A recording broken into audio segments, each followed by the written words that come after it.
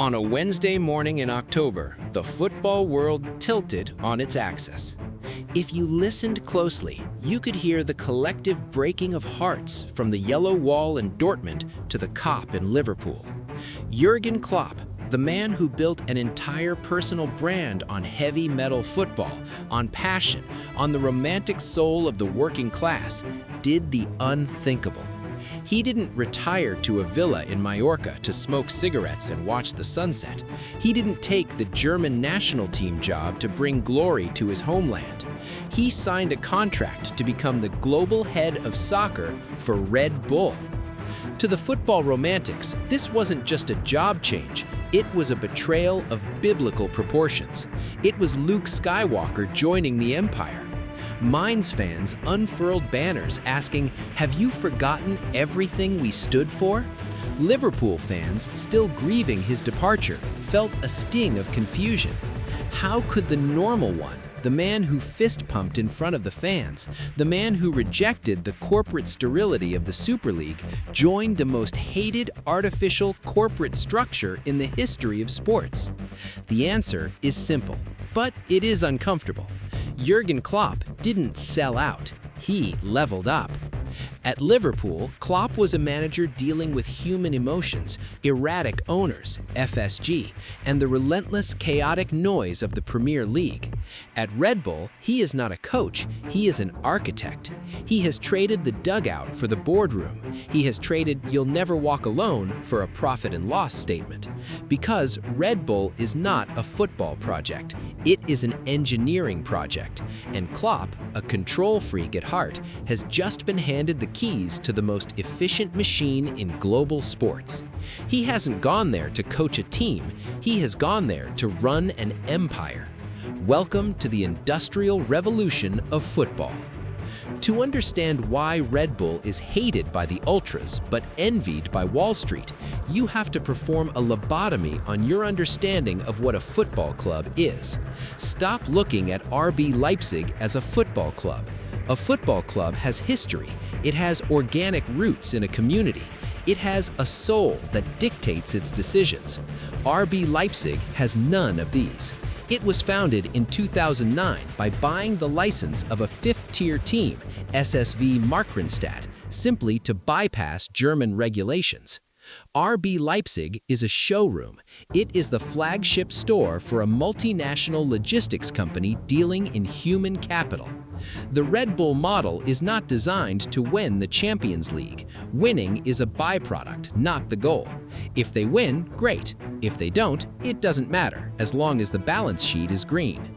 The model is designed to maximize ROI, return on investment, through a ruthless system of asset appreciation. Think of it like the diamond trade or the oil industry. It functions on a strict supply chain model. Phase 1. Extraction. It starts in the mines. Red Bull Ghana, Red Bull Bragantino, Brazil, and the New York Academy. This is where they acquire the raw material, talent, at its lowest possible cost basis. They are scouting 14 and 15-year-olds before they appear on the radar of Chelsea or Real Madrid. They are buying the asset when it is raw, unrefined, and cheap. Phase 2. Refining. The asset is then moved to the refinery, Red Bull Salzburg in Austria. This is the most critical stage. Here, the raw talent is processed. They are indoctrinated into the Red Bull DNA, high-pressing, high-intensity, vertical transitions. They are taught English. They are adapted to the European climate. They play in a league, the Austrian Bundesliga, that is competitive enough to develop them, but easy enough for them to shine and look like superstars. In this stage, the asset is polished. Its value triples. Phase 3, the showroom. The best assets, the purest diamonds, are then transferred internally to RB Leipzig in the German Bundesliga. This is the shop window. Here, the player is given a platform in the UEFA Champions League. They are showcased against Real Madrid, Bayern Munich, and Manchester City. The purpose of Leipzig is to inflate the book value of the asset to its absolute peak. They prove the player can do it on the biggest stage. Phase 4, the exit. Red Bull does not keep its legends, it exports them. They sell the finished product to the end user, usually a Premier League club with more money than sense. Liverpool, Chelsea, Manchester City, Manchester United. These clubs pay the premium. They pay $60 million, $70 million, $80 million. Look at the data. It is undeniable. Erling Haaland, acquired by Salzburg for 8 million euros, sold to Dortmund via a release clause after proving concept. Sadio Mane, Salzburg to Southampton to Liverpool. Naby Keita, Salzburg to Leipzig to Liverpool, £52 million. Dominik Szoboszlai, Salzburg to Leipzig to Liverpool, £60 million. Josko Gvardiol, Dinamo Zagreb to Leipzig to Man City, £77 million. None of these players retired at Red Bull. They were processed, packaged, and shipped for a massive profit. They are not club legends. They are successful exports. The trophy cabinet at Leipzig is small, but the bank account is colossal. But the true genius of the system, the part that genuinely scares the traditional elite, is what they are doing in South America. For decades, European clubs have tried to tap into the Brazilian market, but it is a nightmare. It is the Wild West. You have third-party ownership, greedy agents, complex family structures, and fierce competition. Real Madrid has to pay 45 million euros for a 16-year-old Vinicius Jr. just to secure the rights. It is high risk. Red Bull looked at this inefficiency and decided to break the wheel. In 2019, they didn't just sponsor a Brazilian team, they bought Clube Atlético Bragantino, a historic but small club, and erased its identity. They changed the name, the crest, and the colors. They created Red Bull Bragantino. Why? Because if you want to win the game, you don't bid at the auction, you buy the auction house. This is vertical integration. By owning a first division Brazilian team, Serie A, Red Bull bypasses the middlemen. They don't need to scout the next big thing, they employ him. They can secure a talent at 14, develop him in the Brazilian league, which is highly competitive and physical, and control his entire pathway. When the player is ready for Europe, Red Bull doesn't have to negotiate a transfer fee with a hostile club. They simply move the asset from the Brazil branch to the Austria branch. It is an internal transaction, zero friction, zero agent wars. While Chelsea is sending scouts to fly around South America, fighting with Barcelona for a signature, Red Bull sees the data from the inside. They have eliminated the information asymmetry that ruins most transfers. It is a cheat code. It is a legal monopoly on a supply line of talent that spans 2 continents. And with Bragantino now qualifying for the Copa Libertadores, the Refinery is operating at maximum capacity. So, where does Jürgen Klopp fit into this cold industrial machine? Why did they need him? The media says he is there to mentor coaches. That is PR fluff. That is the press release version. Jürgen Klopp is there to ensure quality control, QC, across the entire factory floor.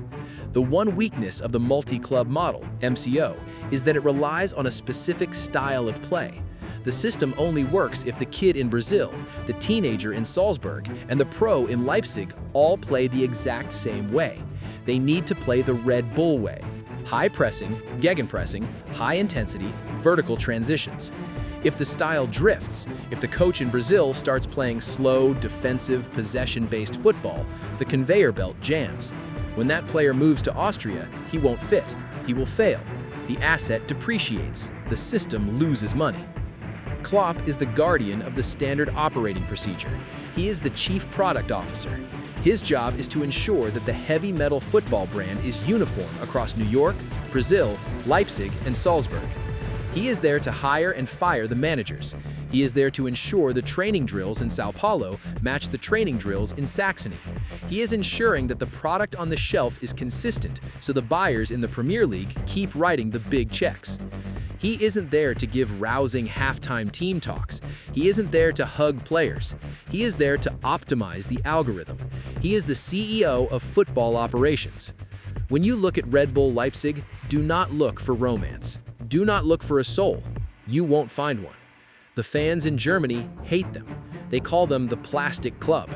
They refuse to buy their merchandise. They say Red Bull killed the spirit of the game, bypassing the sacred 50+1 rule that was supposed to keep German football in the hands of the fans.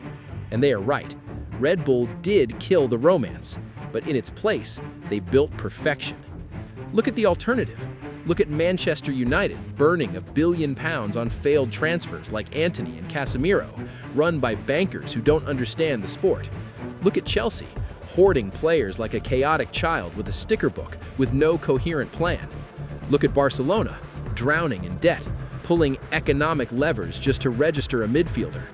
In a world of financial chaos, Red Bull is the only entity in football acting like a Fortune 500 company.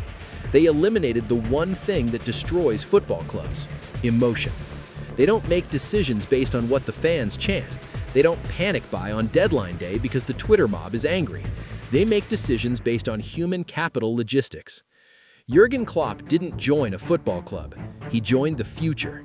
He realized that the era of the manager is over. The era of the system has arrived.